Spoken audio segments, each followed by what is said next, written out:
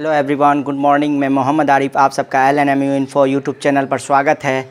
आज हम हिस्ट्री के सिलेबस को डिस्कशन करेंगे। जैसे कि आपको मैं पिछले लेक्चर्स में वादा किया हुआ था कि मैं हिस्ट्री के लेक्चर्स भी लाऊंगा, इसीलिए मैंने आज हिस्ट्री के लेक्चर्स को लाने का फ़ैसला किया। और आज मैं हिस्ट्री के सिलेबस को ऐसे अरेंज किया हूँ कि आपको देखने में भी अच्छा लगेगा और पढ़ने में भी मज़ा आएगा। ऐसे शॉर्ट तरीक़ लाया हूँ जिससे आप पढ़ के ऐसा लगेगा आपको कि मैंने पढ़ा नहीं, मैंने समझा है। और हरिवंश राय जी बच्चन जी की एक कविता है, जो भूल गई सो बात गई, जो बीत गई सो बात गई। मैं उस कविता को असत्य करने आया हूँ, यानी जो बीती हुई बात है उसको भूलने की ज़रूरत नहीं, उसे याद रखने की ज़रूरत है, क्योंकि यही कॉम्पिटिटिव एग्जामिनेशन के लिए एक हमारा हथियार साबित होगा। इसीलिए चलिए आज हम हिस्ट्री के सिलेबस को डिस्कशन करते हैं और देखते हैं हिस्ट्री में क्या है ख़ास। जैसे कि आपको पता है, ये हमारा यूट्यूब चैनल है LNMU इन्फो यूट्यूब चैनल, इसे सब्सक्राइब ज़रूर कर लीजिएगा। आज हम हिस्ट्री के इतिहास के सिलेबस को डिस्कशन कर रहे हैं कि सिलेबस में हमारा क्या क्या चीज़ें हैं। आज पढ़ेंगे हिस्ट्री के 3 पार्ट्स। हम हिस्ट्री के 3 पार्ट्स कर सकते हैं, हिस्ट्री को 3 भागों में बांट सकते हैं। वो 3 भाग क्या क्या है? तो पहला है एंशियंट हिस्ट्री, जैसे कि आपको बोर्ड पर नज़र आ रहा होगा। एंशियंट हिस्ट्री यानी प्राचीन कालीन इतिहास, वह काल जो प्राचीन है उस इतिहास को हम पढ़ेंगे। और दूसरा पार्ट है मिडिएवल हिस्ट्री, यानी मध्यकालीन इतिहास, मध्यकालीन इतिहास को पढ़ेंगे। और तीसरा पार्ट है मॉडर्न हिस्ट्री, यानी आधुनिक इतिहास, आधुनिक इतिहास को हम पढ़ेंगे। चलिए अब डिस्कशन करते हैं कि पहला पार्ट जो है एंशियंट हिस्ट्री, प्राचीन कालीन इतिहास, इसको हम कैसे पढ़ सकते हैं। इसको पढ़ने का एक तरीका है, स्रोतों के आधार पर हम प्राचीन कालीन इतिहास को 3 भागों में बांट सकते हैं। कितने भागों में? 3 भागों में बांट सकते हैं, जिससे हमको स्टडी करने में आसानी हो। चलिए स्रोतों के आधार पर बांटने की कोशिश करते हैं। प्रागैतिहासिक काल, आधि ऐतिहासिक काल और ऐतिहासिक काल। प्राचीन काल को फर्दर हम लोग 3 भागों में बांट दिए, जिससे स्टडी करने में आसानी हो। प्रागैतिक ऐतिहासिक काल कौन सा काल है? चलिए इसके बारे में जानते हैं।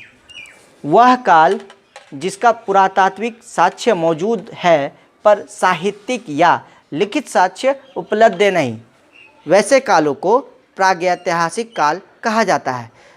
इसका हम मूल उदाहरण समझ सकते हैं पाषाण काल।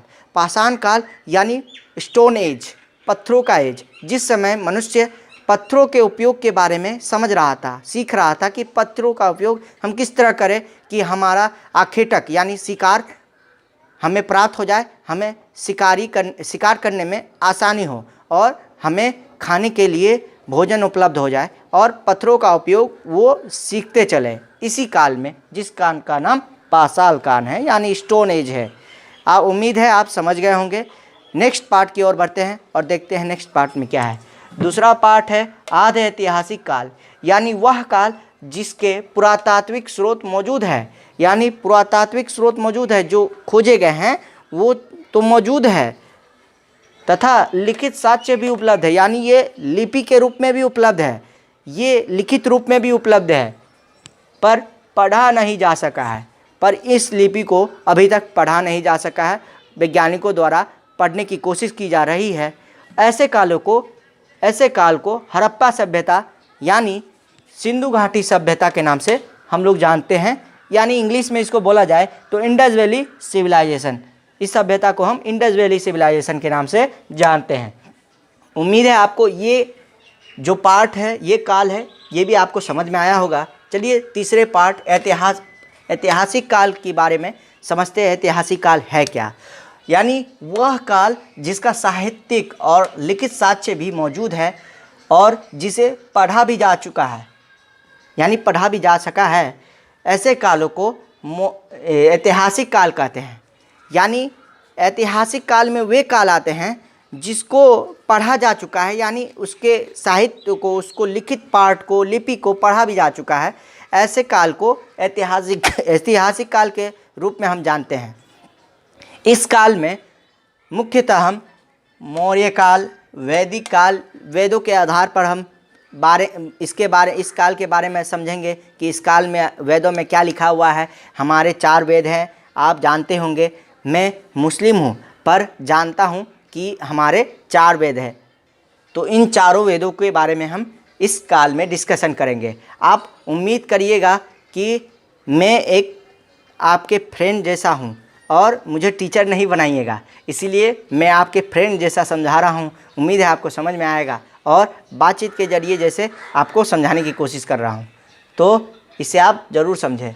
मौर्य काल, वैदिक काल, जैन धर्म, बौद्ध धर्म आदि, इन धर्मों के बारे में, इन वैदिक काल, मौर्य कालों के बारे में पढ़ेंगे हम ऐतिहासिक काल में। उम्मीद है आपको ये पूरा मेरा जो बोर्ड पर स्ट्रक्चर रेडी है, सिलेबस, ये आपको समझ में आया होगा और उम्मीद है आपको ये पूरा जो मेरा स्ट्रक्चर है पढ़ाने के लिए, ये आपको समझ में भी आया होगा। उम्मीद है कि आप इसका स्क्रीनशॉट भी ले चुके होंगे। चलिए,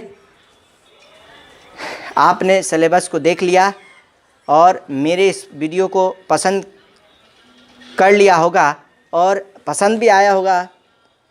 उम्मीद है आप इस वीडियो को लाइक ज़रूर करेंगे और हमारे इस channel LNMU info YouTube channel को सब्सक्राइब भी ज़रूर करेंगे और बेल आइकन को भी दबा देंगे, जिससे आने वाले नोटिफिकेशन आपको मिलती रहे।